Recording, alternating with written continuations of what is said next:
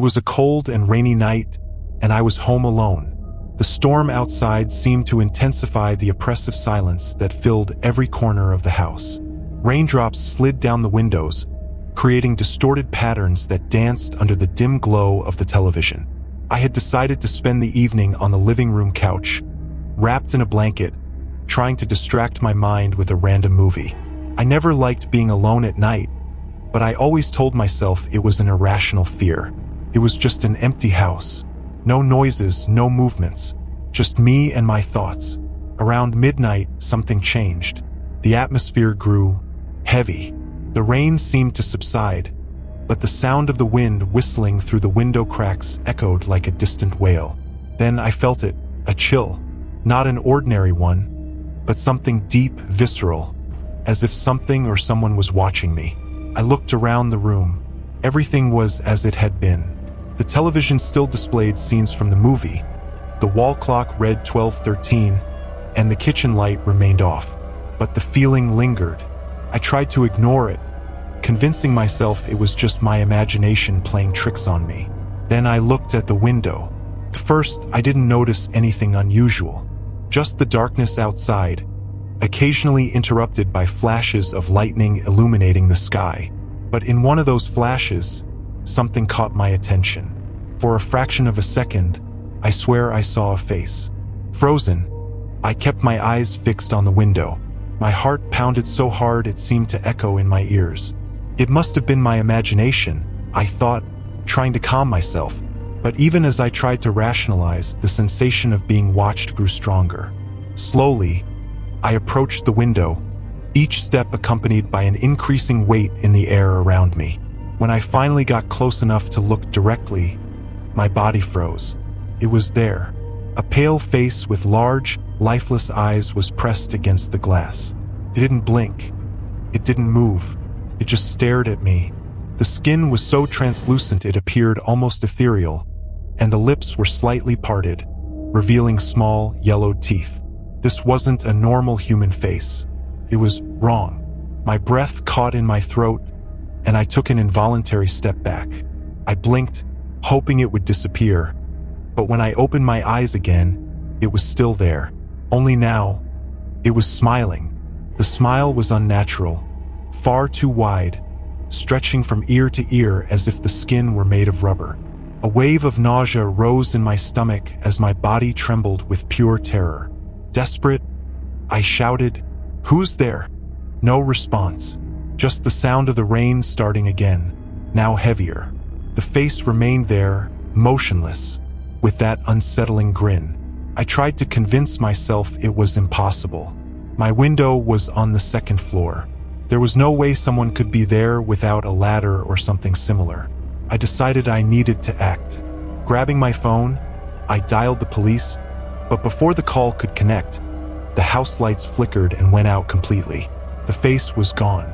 The room was swallowed by darkness, and all I could hear was my ragged breathing and the sound of rain tapping against the glass.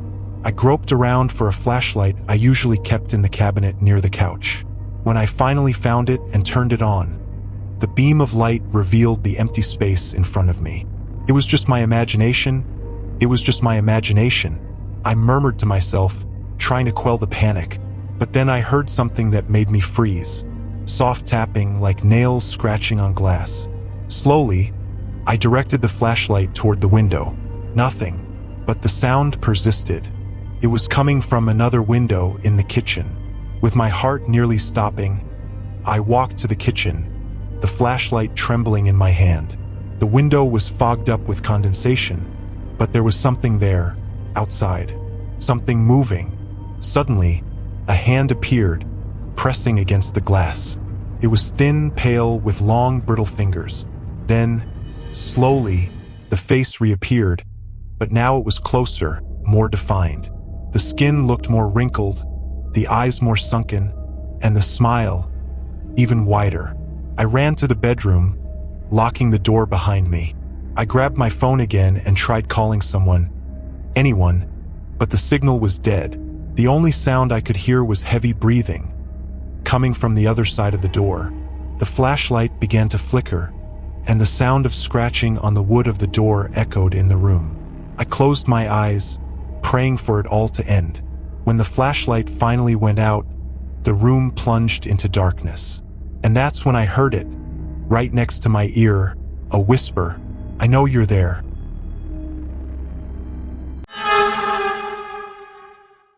Living on the top floor of a building had always given me a sense of security. After all, there was no one above me, no one to make noise during the night. It was an isolated, quiet space, and I liked that. Or at least I did until that night. It all started subtly. I was lying in bed, close to midnight, trying to fall asleep. The rain was softly tapping against the windows, creating a soothing sound that would normally help me drift off. But at that moment, something felt different. I can't quite explain it, but the silence in the apartment felt tense.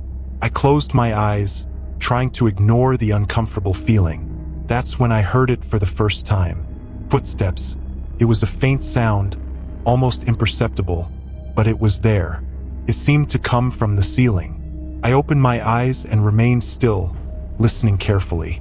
I tried to convince myself it was just the wind or maybe a bird landing on the roof. But the footsteps continued. They weren't erratic, like something being dragged by the wind. They were clear, rhythmic steps, as if someone was calmly walking back and forth. My mind immediately started searching for logical explanations. Maybe it was old plumbing or an echo from another floor, but it didn't make sense. I was on the top floor, and the ceiling above me led directly to the building's roof. There was no one up there. I got out of bed, my heart beating faster than I cared to admit. Grabbing my phone, I used the flashlight to illuminate the ceiling. Everything looked normal, just the plain white paint I saw every day. The footsteps stopped. For a moment, the silence returned, and I began to feel ridiculous. I was letting my imagination get the better of me. But as I turned to go back to bed, I heard something that made my blood run cold. A knock. It was a loud, deliberate sound coming from above. 3 knocks, as if someone were pounding the ceiling with their fists. I froze, unable to move or even breathe. "It can't be," I whispered to myself. My eyes fixed on the ceiling, I took a step back, trying to distance myself from something I couldn't see. Then the knocking started again, but now it was moving. Somehow, the sound was shifting across the ceiling, going from the living room to the hallway, toward my bedroom. The light from my phone began to flicker, flashing as if something were interfering with it. I knew I had to get out of there. Grabbing a jacket, I ran to the apartment door, but just as I touched the doorknob, I heard a sound that made me freeze. A dragging noise. It was like something heavy being pulled across the ceiling, following the footsteps I had heard earlier. It was a harsh, uneven sound that made the wood creak in an impossible way. This isn't happening, I thought, trying to stay calm. I opened the door and bolted into the hallway, slamming it shut behind me. The idea of staying inside that apartment was unbearable. The hallway was dark, lit only by a faint light at the far end. I didn't know where to go, so I started running down the stairs. Each step echoed in the empty space, and I couldn't shake the feeling that I was being followed. When I reached the ground floor, I noticed something strange. The night guard, who was always on duty, wasn't at the reception desk. The room was empty, the lights turned off. It was unusual, but at that moment, I didn't have time to dwell on it. I stepped outside and onto the sidewalk, where the rain poured heavily. The sensation of being outdoors gave me brief relief, but I still felt like something was wrong. I looked up, toward the window of my apartment on the top floor. That's when I saw it. A shadow. Something was in the window of my bedroom, watching me. I couldn't make out the details, but the silhouette looked off. It was tall but hunched in a way that seemed inhuman, like it was balancing on both hands and feet at the same time. Then, I heard a sound that shouldn't have been possible. The footsteps. But now they weren't coming from the ceiling. They were on the roof of the building, above me, as if that thing had left my apartment and climbed up there. The footsteps grew louder, faster, as if it were running in circles. I tried to run, but my feet felt rooted to the ground. I looked at the building again, and the shadow was no longer in the window. Instead, I heard a sound behind me. Slowly, I turned my head. It was there. I can't fully describe what I saw. It looked human, but distorted, as if every part of its body had been twisted and rearranged the wrong way. Its eyes were black voids, deep and empty, and its mouth was open in a silent scream. I couldn't move. I could only stand there as it slowly approached, each step echoing on the wet sidewalk. In the final moment, I closed my eyes, bracing for the worst. When I opened them again, I was back in my bedroom. The clock read 12:14. Everything seemed normal. The rain still fell, and the television was still on in the living room. For a moment, I thought it had all been a nightmare. But then, I heard the footsteps on the ceiling again, and I knew I would never be alone again.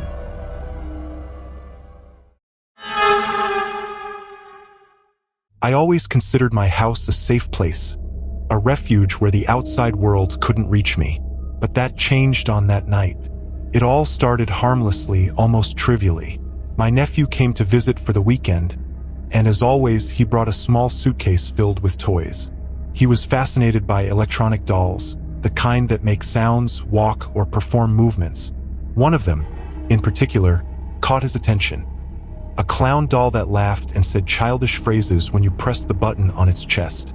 I found the toy a little strange, but kids like those things, so I didn't think much of it. He left it in the living room when he went home, and I, busy with work and other matters, ended up forgetting to return it. That night, I was exhausted and went to bed early. The doll was still in the living room, left on the couch along with other toys he'd forgotten. I turned off the lights, locked the doors, and threw myself into bed, ready for a peaceful night. Around 2 in the morning, I woke up suddenly. I don't know what disturbed me, but there was a heavy silence in the house, the kind of silence that feels alive, as if something is waiting. I tried to go back to sleep, but that's when I heard it for the first time. A laugh. It was faint, almost imperceptible, but I knew it was coming from the living room. It was a childlike laugh, distorted, as if it were a toy with dying batteries. My heart started beating faster. I tried to convince myself it was just the doll, maybe a malfunction in its circuits. But the problem was, I was certain it didn't have any batteries. I got up slowly, the cold floor under my feet. I grabbed my phone and used the flashlight to illuminate the hallway as I headed to the living room. The laugh continued, intermittent, growing more distorted each time.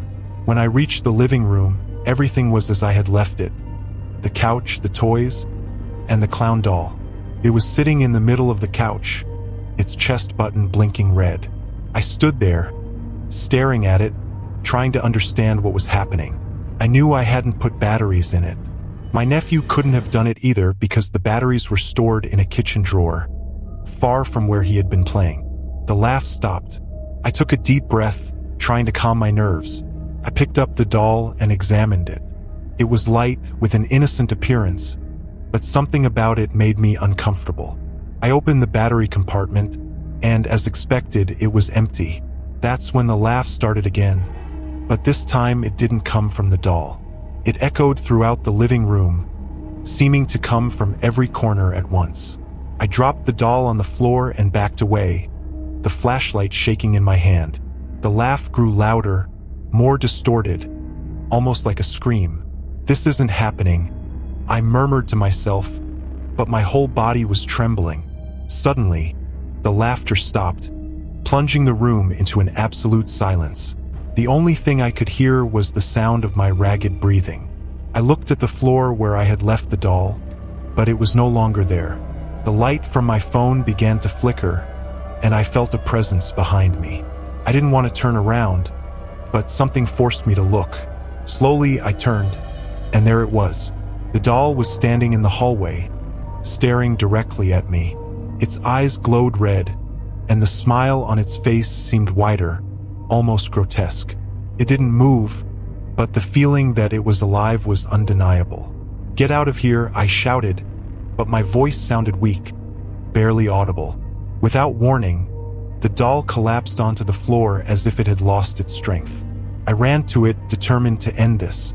I picked it up and carried it to the kitchen, where I threw it into the trash can. But before I could step away, I heard another laugh, this time directly in my ear. I turned abruptly, but no one was there. That night, I couldn't sleep. I locked myself in my bedroom, but I kept hearing noises around the house. Light footsteps, distant laughs, and occasionally the sound of something being dragged. When daylight finally came, I took the doll from the trash and threw it into the street dumpster, along with all the other toys. I thought that would solve the problem, but I was wrong. The next night, the noises started again. The laughter, the footsteps, and then I found the doll on the couch, exactly where it had been before. I never brought it back. Since then, I haven't been able to get rid of it. No matter what I do, it always returns. The laughs are more frequent, louder, and now I hear whispers at night, as if it's trying to talk to me. I know it sounds crazy, but I feel like it's waiting for something I don't want to find out.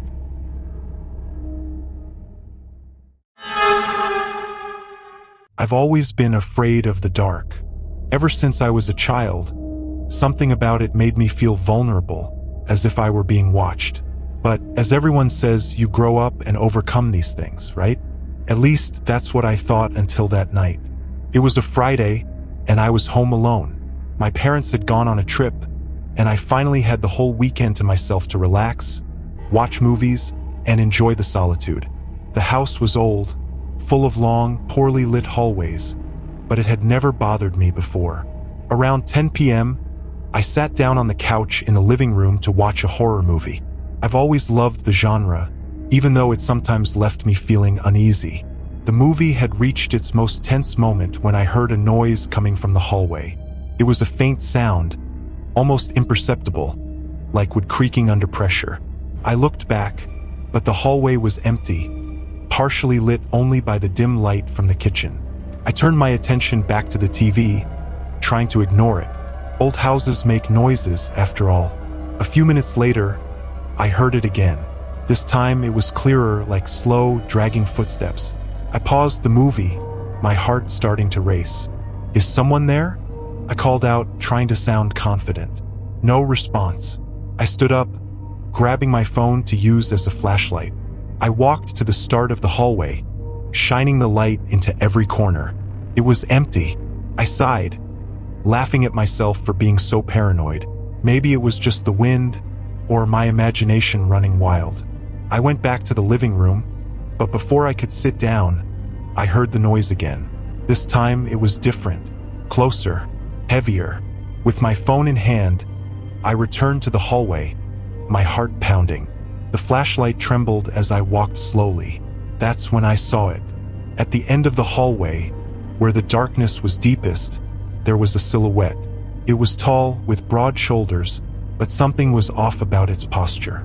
It was hunched over, its arms hanging unnaturally at its sides. It didn't move, but I could feel it watching me. "Who's there?"